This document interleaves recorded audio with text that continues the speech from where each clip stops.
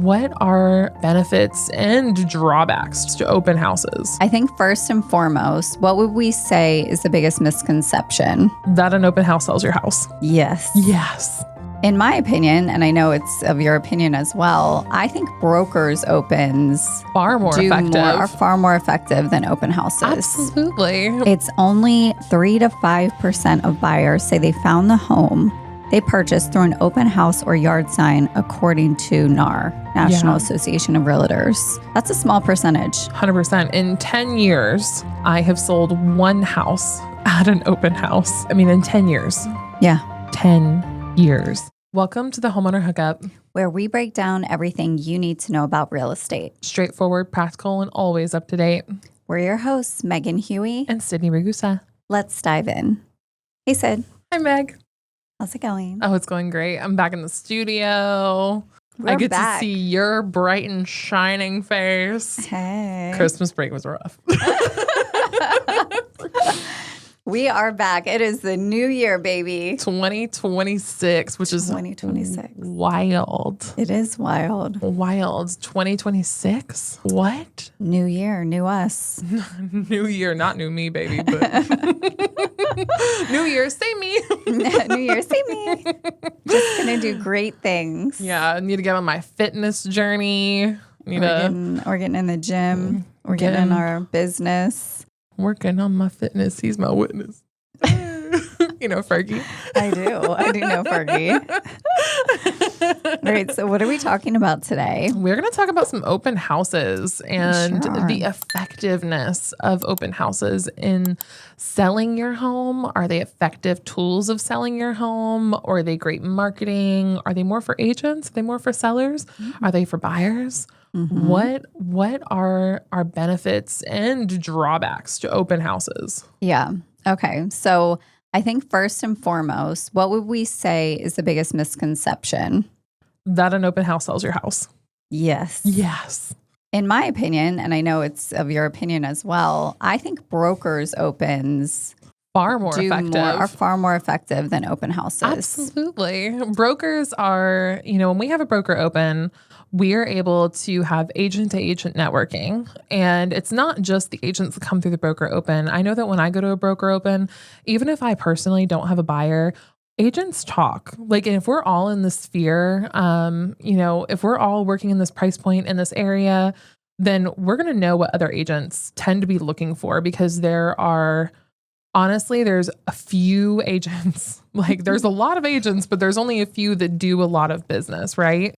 And so we tend to know what other agents have clients that tend to be looking for these types of properties. So even if I don't have someone, I'm usually reaching out to the other agents that I know, that hey, I don't know if you have someone. I just went through this awesome house.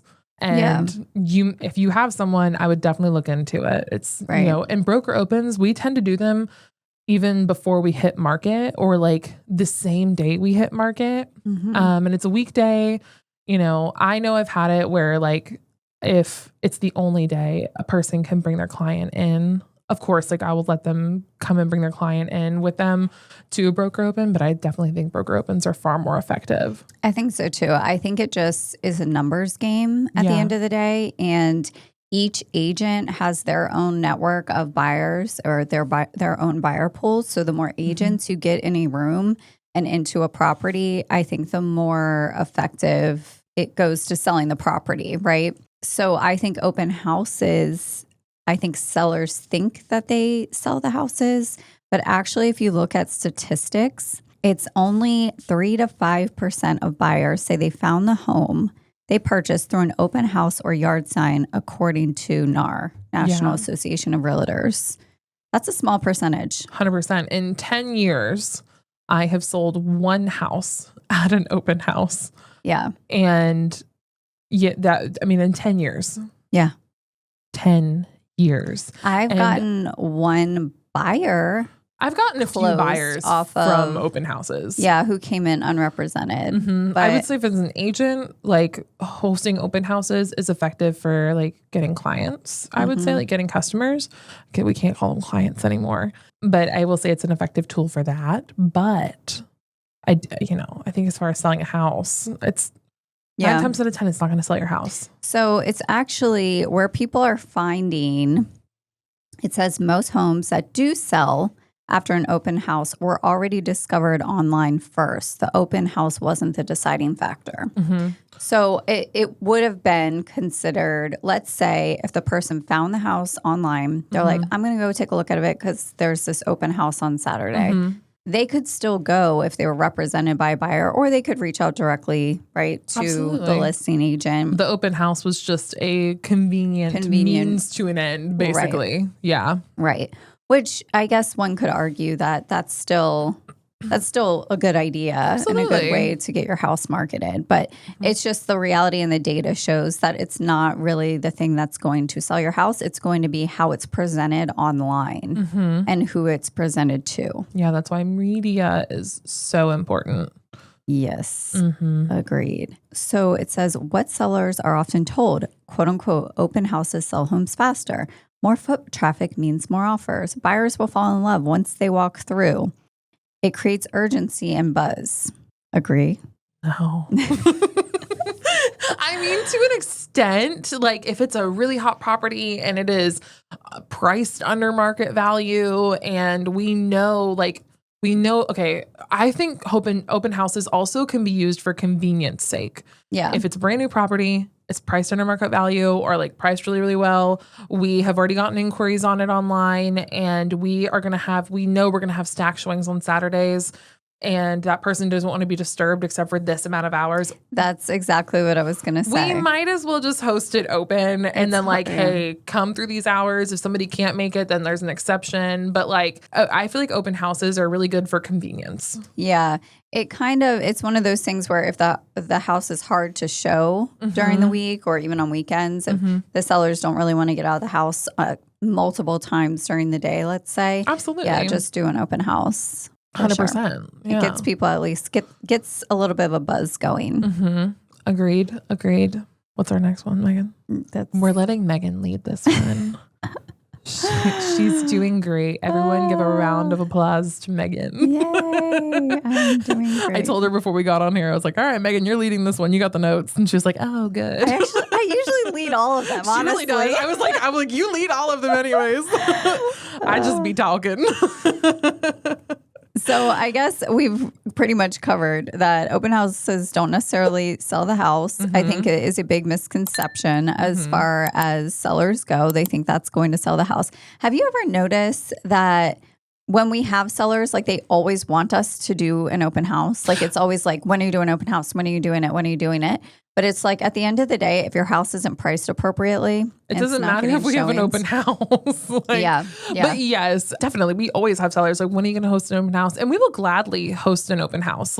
It's not that we're above hosting open houses. We just also know the statistics of it. And we want to make sure that everyone has a good return on their investment. And that investment doesn't necessarily mean monetary. It also means time. The time that you spend outside of your home if we don't have anyone come through the open house that you were so gung-ho on having, right? The seller is so gung-ho on having this open house, but no one comes through. It's our fault nobody comes through, even though, we market it, we send out ads, we put out all the signs, they can clearly see the signs if they're going through the neighborhood. Hell, I'll send videos if you want. But if it's not priced appropriately, and it's not showing, if it doesn't show well online, let's say you deny us having professional photos come through. That would never, no. But I'm just saying, let's just stop right there. That would just never, we would never put a listing up. But I'm just, okay, for other agents, what if you have a difficult seller that doesn't allow you to do professional photos, which I don't know what seller wouldn't, but I'm just trying to give a scenario, Megan. My God, Lord, just entertain me for a moment. Oh, goodness. And, I'm like, girl, that would never happen. It would never happen. But let's say you're, I don't know. I don't know. I genuinely think if I was talking to a seller and they were let's say they were interviewing us for the job, and they're like, no professional photos. No, we don't want professional photos. I think we would just look at each other and just be like, all right, well, we're out. I think that's exactly what would happen. I'd be like, this probably probably isn't going to work out. You might need to find somebody else. I'm good. I'm so good. Did I ever tell you about the time? We're going to like sidestep really, really quickly because this is going to be a kind of a shorter podcast today. Okay. Yeah. All We're right. on the move today. We're on the move. But like a little side quest real quick, talking about professional photos. So I helped a friend of mine find a property manager up in the area she lived in. And I was heading up there to go visit her that weekend, and I wanted to be there by the time, like when he was there. He ended up getting there a little bit early, and it was a 6-hour drive. So like anything can happen. So I ended up getting there like 15 minutes after he ended up leaving. Well, while I'm on my way, and this made me put the pedal to the metal more than I already do. That's why I won't brand my car, because I speed. And and she was like, hey, she's like, so these photos. And I was like, yeah, how's it going? Like, I knew he was there. Yeah. I figured we would like overlap, or like I would just miss him. It really wasn't that big of a deal. I just wanted to like meet him basically, because he was great, like very communicative, like all the other things. And she was like, he's taking it with his cell phone. Oh, no. Oh, no. I was like, what? And I immediately like emailed. I was like, hey, what is going on? Why are you taking? I was like, I was so thrown off. I'm like, you didn't organize that, did you? Or you did? I referred him like to her, not like, but he was like, yeah, we do photos of the property. You referred the property manager, and then he did not go in and actually do professional photos. He just went in and was like, oh, I'm going to take this. I always love those when you can see like the robe hanging over the shower or something. And they're like, oh, yeah, well, that's a great angle. I told them how to get the property ready. And it wasn't the first time that she had like sold or like, done anything like that. She's not new to this. So that was also helpful. But I gave her a whole list of things to do. Like we FaceTime before the photos, and I was like, this is exactly what you need to do. Do all of this. Deny a photo of the garage, because nobody needs a 1-car garage. Yeah. Nobody needs to know. Like it's a 1-car garage. Yeah. Point blank. We know what it looks like. We know what it looks like. And I was like, just put everything in the garage. And I was like, but declutter everything. I was like, these are the things on your countertop, and this is how I want your bathroom to look. And like, I mean, we went through. I was very diligent on like prepping. So they wouldn't have to do anything when the photos were being taken. And then she told me that, and I was mortified. And I was like, look, if these photos do not look good, I have a photographer where she lives. I was like, I will have the photographer go to your house.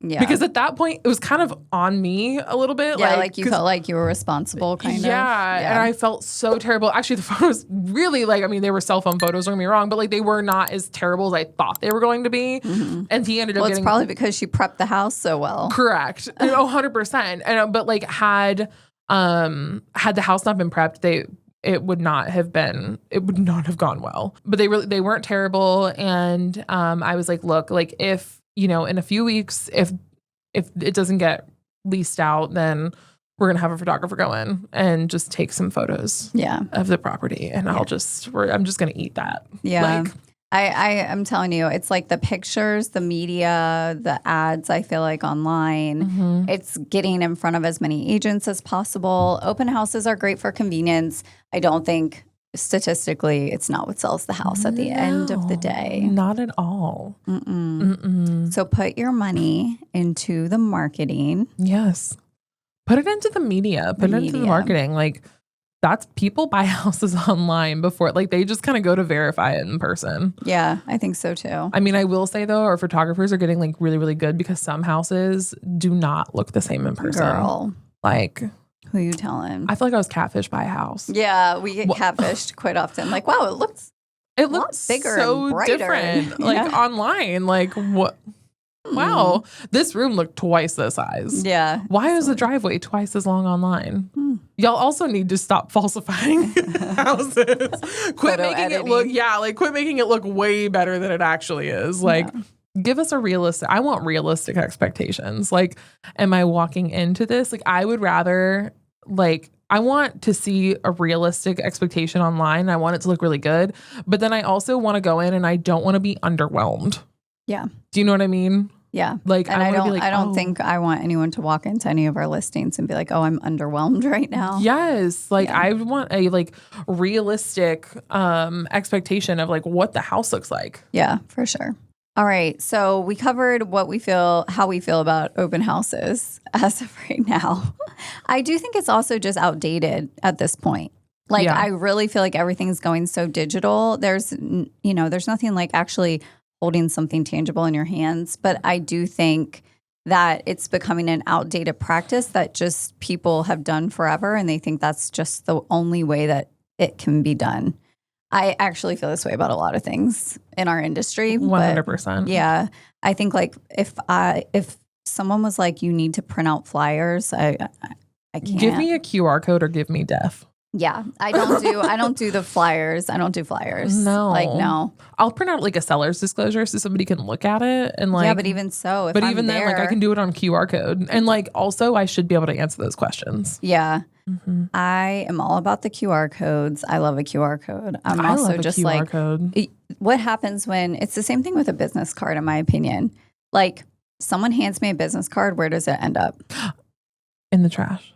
Car, purse, trash, something. Yeah. I'm never going to look at it again. No. Unless it's that same day, I'm never going to look at it again. But what I'll usually do even is like put their information right into my phone and 100%. save it and text them, and then we have each other's contact. Yes. So I don't understand the whole paper stuff anymore. It's just very outdated. Yeah. I haven't had a business card. I know Sydney actually really hasn't had a bit of 6 or 7 years. You are always just like, here's my contact, because it's so easy to share Why it. would I? Like, I don't know. I mean, You always joke about that. You're like, I'm like, Sydney, where's the business card? And you're like, mainly because when we go to like events and stuff, they're like, put your business card in the fishbowl and you win a prize. Sydney doesn't care about the prizes. I apparently. literally do not care. And if it's like something I really want to win, I am not above writing my name down on somebody else's business card. But that's the only time we ever really need one. Literally. That's about it. Literally that's it. Because if like I want someone to have my contact information or like we're exchanging contact, I'm not like, I want them to have my contact information. Yeah. If I give you a business card, it's the same thing that's gonna happen. Like what I'm gonna do, I'm gonna put it in my purse, I'm gonna put it in my cup holder, I'm gonna have the best intentions, but that's all they are, is good intentions. Yeah. And then it's gone. Like, oopsie daisy. Oopsies. And then I'm like, oh shit, you know what? Who was that person? Mm-hmm. I can't remember their name, can't Google them, can't Facebook them. No. Nope. Like, gone. Gone. Out of sight, out of mind. Poof. But if I'm like scrolling through my messages, I'm like, oh my gosh, yeah, that's the inspector, or like that's the person that I met that I can send this referral to. Like, yeah. So 2026, how many open houses are you gonna do? Just kidding. We do open houses. Yeah. We do more broker opens than we do open houses, just because of the effectiveness of it. And we just want a return on our investment. And I'll do open houses if a seller really wants me to. Yes, I'll do open houses too. But I think it's just from misconceptions. And if they're like, what we usually do with our listings is it'll go on the market, usually on like a Thursday. Mm-hmm. There'll be a broker's open that day, depending on the size, I think, of the house as well. Or like I hate to say that, but it's true. Like, you can't really do a whole broker's open at certain price points. It just doesn't make sense. Correct. But an open house will 100% follow that weekend, whether it's us or someone else that's doing it. Someone that we trust too. Yeah. When we put out open houses for agents to host, we pick that agent. Like, we have a couple that we go through and we're like, okay. Like, we've gotten burned on a couple. We have. We're very, very diligent about people get blacklisted if they mess up one of our open houses. And mainly, I think it's just needs to be said that it's mainly for the sellers that we're doing it, and convenience if they need to be out of the house for a specific number of hours, and it's easier for them. Yeah, I'm definitely not above doing an open house. I think in certain circumstances, open houses are great. Like I said, if, we know there's going to be a bunch of people that are going to come through anyways, we might as well host it open for a certain amount of hours. That way it's not inconveniencing the seller. Yeah. But beyond that. Yeah, we'll do it like, first weekend, and then if after we do a that, price reduction or something. Yeah, price reduction or something like that. But and that's, again, mainly serious buyers will come represented and they're going to schedule an actual showing, in my opinion. I think like it could be one of those situations where like I'm thinking of customers of ours, you know, in Fleming Island, where they might swing by the open houses instead of ask me to show it to them because they're like, it's easier. We'll just go like line up a few showings or line up a few open houses and see it when it's open like that. I mean, that just works out, I feel like, conveniently for everybody. Yeah, it's open houses are more like for buyers, it's usually convenience. Like I think you do the same thing. Like if we're setting up showings for a Saturday, like let's say we have 10 showings on a Saturday, which woof, that's terrible. But if we have, you know, 5 to 10 showings on a Saturday with the same buyer, right? I have a route planned out. Yeah. I am not planning around your open house. If it happens to get within that time frame, great. Yeah. I love that for us. I will say I'll try sometimes to do it that way. I will try sometimes, like, cool, but like they're going to already be out of the house. Let's try and hit it at this time if it works out with the schedule. If not, I'm scheduling a showing. Correct. But that goes to show like a serious buyer is going to schedule a show. Yeah. Yeah. Also, a serious buyer should not have 10 showings lined up. How many is the most showings you've ever showed to one person in one day? Oh, actually, probably close to 10. Oh, mine was 27. 27? 27. I went home. I was so tired. I went home. No. Was that for one buyer or multiple buyers? One buyer. I was like, absolutely not. They were only in town for 2 days, and they were only in town for 2 days. So the first day we saw 27. The second day we saw like 21. Oh, it was terrible. Why were they not narrowed down? They did not know what they wanted. Like it was, and we were from Mandarin, Fleming Island, and St. John's, and they really thought they wanted Mandarin, and we saw a bunch of Mandarin. And then so we went from Mandarin and St. John's, and then we did St. John's and Fleming Island the next day. And oh my gosh, I was so tired the first day. I was so purely exhausted. Like 27 houses. Like, just taking care of 10 in itself is difficult, but like going through 27 really, really sucked. And yeah, I 10 out of 10 don't do that. I went home. I was so tired. I cried. I would cry. Do you know how tired you have to be to cry as a grown woman? Yeah. Very. You have to be exhausted. I was like, this sucks. I don't think this career is for me.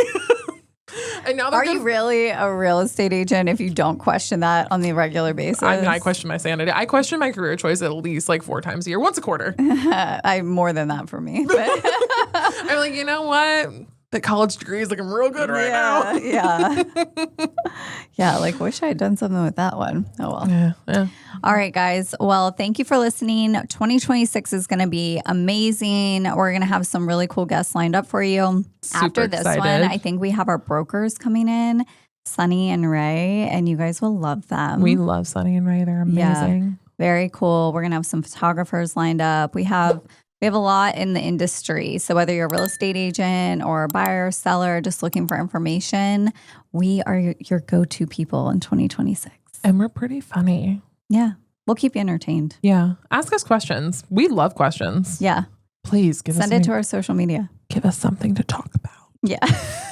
We always have something to talk about. We always do. We just be talking. Yeah. All right, guys. We'll see you next week. Bye. Bye.